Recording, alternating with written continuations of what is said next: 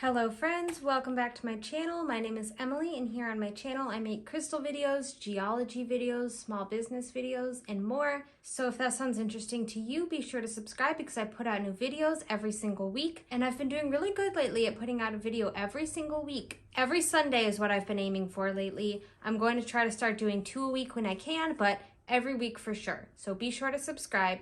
I also have a crystal shop, cosmicgeology.com, which will be linked in the description below. Today we're going to be talking all about the crystal fluorite. This includes the geology and formation, how to take care of it, spiritual properties, and more. And something fun and new for this video is at the end I'm going to show you all the fluorite pieces in my personal collection, which is something I've never done on one of these crystal chat videos before. Fluorite is definitely in my top 3 favorite crystals of all time, and it's the crystal I by far have the most of in my collection, so I wanted to show you some of those pieces at the end of the video. I actually have them all over here on the shelf. Not all of these are mine.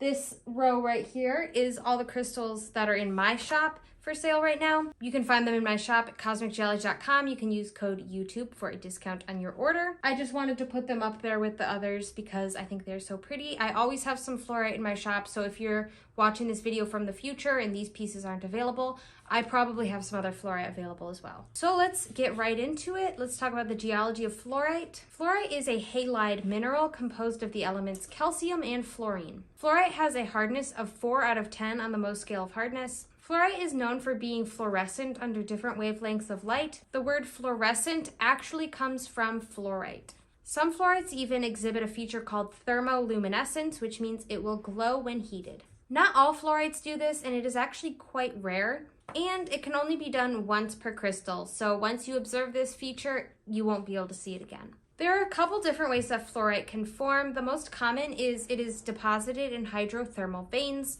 This is where hot water containing fluorine and other elements moves up through the cracks in the earth and interacts with the surrounding rocks that may contain calcium, and if these elements are just right, fluorite can be deposited. Fluorite is very often found alongside metallic ores such as sphalerite or galena, or other regular crystals like quartz and calcite. Fluorite can also be found in evaporate deposits. Evaporate deposits form when saline waters evaporate, leaving behind the minerals that were dissolved in the water as a deposit.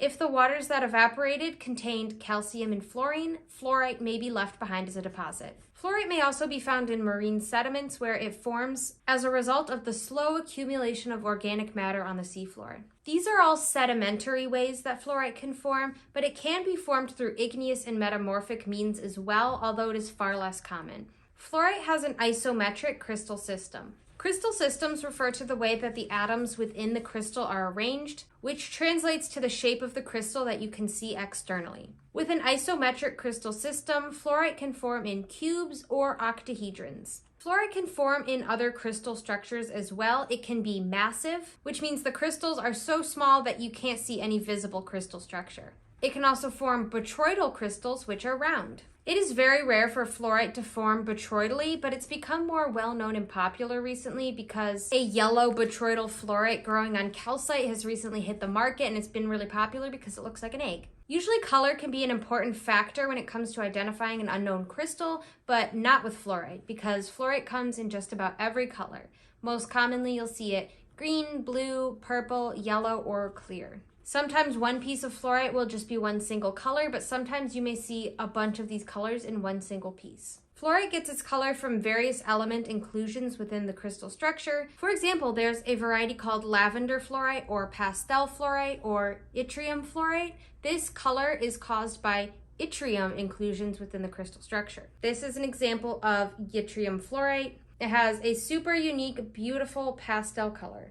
The change in colors within a piece of fluorite is something known as color zoning. This causes the unique banding, zigzags, or multicolored cubes that you'll often see in fluorite. Color zoning occurs when there's change in conditions during the formation of a crystal. This can be a change in temperature or a change in the availability of elements. Fluorite is found in many places across the world, including the US, China, Mexico, Russia, South Africa, Spain, and more. China is actually one of the biggest producers of fluorite on the market. I know a lot of people are off-put by buying crystals from China because they do have a reputation of selling fake crystals, making lab-grown crystals, But personally, I never rule out buying crystals from China just because they're from China, because a lot of crystals are actually mined out there. While it's true that China does have fake and lab-grown crystals, the majority of crystals coming out of China are still genuine. A lot of countries just send their raw material to China because they have the capacity to cut and polish and resell it more efficiently than other countries do. So a lot of fluorite does come from China, but that's because that's where it is mined. In the US, you can find fluorite in Illinois, Colorado, Arizona, California, Alaska, New Mexico, and more. Fluorite is very common and can be found within other rocks too. So while you can find fluorite in many different locations, a lot of the times it's found within other rocks or as raw specimens. Not all of these locations have a huge amount of it to mine and cut and polish into like towers and spheres. A lot of the fluorite you'll find across the US is in specimen form, not like huge amounts that are used for carvings. Also, some fluorite is used for industrial purposes, not for collector's pieces. Because fluorite has a hardness of only 4 out of 10, you will have to be a little cautious with it as it can scratch kind of easily. While fluorite isn't a super soft mineral, it is very fragile. Fluorite is probably the most fragile crystal I've ever worked with. Sometimes I'll just pick one up and it just breaks in half that easily. Fluorite is a brittle mineral, meaning it can fracture really easily. These fractures occur internally, which means the rock is still held together once it's fractured, but it does make it easier for the crystal to break along these fractures. So just be careful with fluorite. I always package it with extra care when I'm shipping one off because I know just a little bump or disruption can just cause it to completely break along these fractures. I've really mostly only noticed this with towers though, so you don't have to be like scared off from buying fluorite completely, but the towers do seem a little extra fragile. I've never had an issue with that when it comes to something like beads or spheres or tinier pieces, but those towers are a little tricky. I'd be extra careful with thin pieces of fluorite like in jewelry or cabochons as it can break pretty easily. I would keep fluorite out of water altogether as water can seep into these cracks within the stone and cause it to break. Salt water is especially damaging to fluorite. It can cause it to break down more quickly. A quick rinse or dusting your crystal off with a damp towel is perfectly fine. It's not going to harm it. I would just avoid extended contact with water. Fluorite is also sensitive to sun, and direct sunlight can cause the crystal's colors to fade pretty quickly. This means the best way to energetically cleanse your fluorite would be through smoke cleansing, moonlight, or selenite. Because fluorite is so common and found in large quantities, there aren't many fakes out there. I don't think I've ever personally seen any fake glass or plastic fluorite ever, but just because I haven't seen it doesn't mean it doesn't exist, so I'll give you a couple general pointers on what to look out for fake crystals. Fluorite has a relatively low hardness of only 4, so if it is made out of glass or plastic instead of genuine fluorite, the glass or plastic will be a higher hardness than fluorite and will be scratched less easily. Crystals made of glass will be suspiciously transparent and perfect looking and may even have visible bubbles.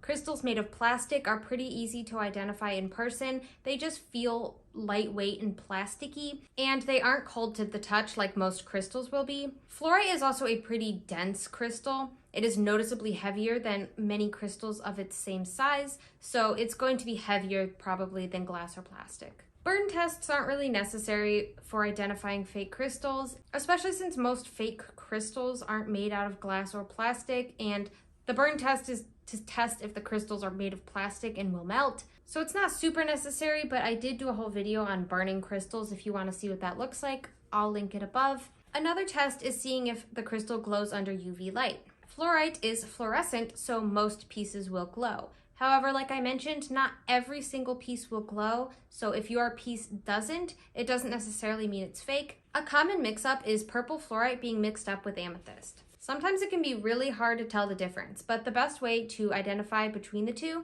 is fluorite has a hardness of 4, amethyst has a hardness of 7, so a quick scratch test will tell you if it's a 4 or a 7. Purple fluorite often is more dark than amethyst, and it has more of a crackly texture because of all those internal fractures that we talked about. Amethyst is usually a lighter purple. Also, if the piece has other colors like blue or green, it's most likely going to be fluorite. If it's in a cluster, it's probably going to be amethyst. Again, while I haven't personally seen any fake fluorites on the market, if you really want to be 100% sure you're getting a genuine piece, I would look for a raw piece where you can see its natural, unique crystal structure. I haven't seen many people talk about this, but I do have a sneaking suspicion that a lot of the fluorite on the market has been heated to enhance the color. This may be done very subtly, but some of the ones I've seen look pretty obvious to me. It is quite common for many crystals on the market to be slightly heated to enhance their natural color without changing the color completely. This is done to many stones, whether you know it and it's advertised or not. Most of the time, it's not. I don't personally have an issue with this practice, and I don't consider these to be fake crystals, especially if the color is not changed to an entirely different color. However, I did just want to point out that some of these fluorites on the market do look like they've been enhanced. From what I can tell, these are completely natural stones, just possibly heated. This is the suspicion for a lot of the crystals I see labeled as like pink or red fluorite. I think these have been heated. But let me know if you know any more about that. There's also a variety called silky fluorite or velvet fluorite. While fluorite is generally known to be glassy and translucent or transparent, this silky variety is much more opaque. I haven't seen any conclusive test results on this material to confirm it's a genuine fluorite, but nothing about these raises any red flags to me. I've carried these in my shop before, and they are definitely genuine stones. They do look just like fluorite, except opaque. They have a very beautiful, velvety, and soft look to them. I think they're really pretty. When it comes to the spiritual properties of fluorite, it can vary a bit depending on the color. Different colored stones are associated with different chakras. In general, fluorite is associated with the throat and third eye chakras. Green fluorite specifically can align to the heart chakra, and purple fluorite can align to the crown chakra. Fluorite is a great stone for mental clarity, decision making, and clearing negative thoughts from your mind. Along with sodalite, this is the crystal that I always recommend for people who are in school and need a little extra help focusing. This is also a great stone for Libras, and personally, as a Libra with ADHD who can't make a decision to save their life, I think it makes sense why I'm so drawn to fluorite. Fluorite not only helps clear your mind from distractions, but helps you to get clear on what you want in life. Fluorite is all about balance. It helps you balance your energy in your aura and provides stability. This is a powerful stone for self-expression and self-discovery.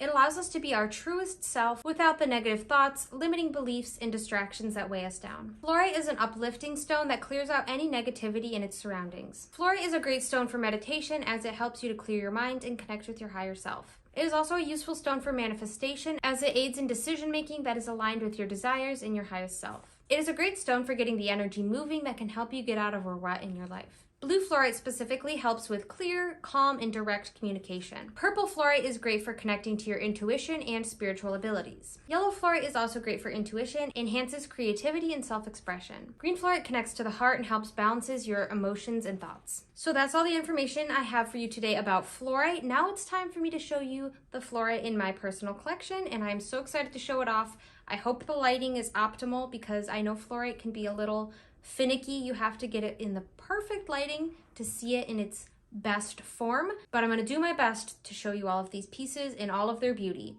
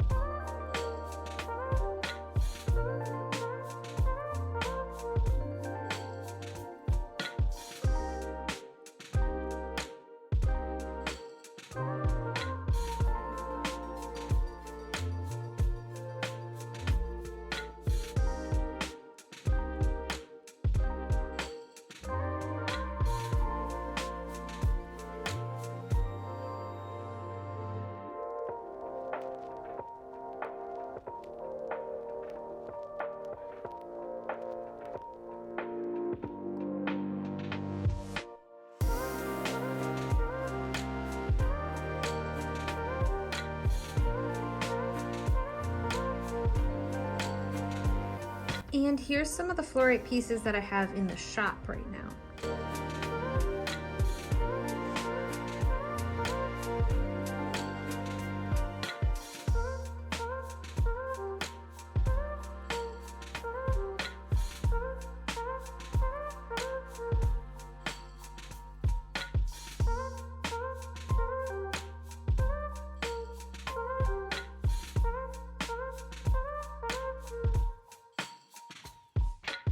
Okay, so that was all of the fluorite crystals in my personal collection and a couple of the ones that I have in my shop right now. I hope you enjoyed seeing those. If you'd like to purchase some, they will be linked down below.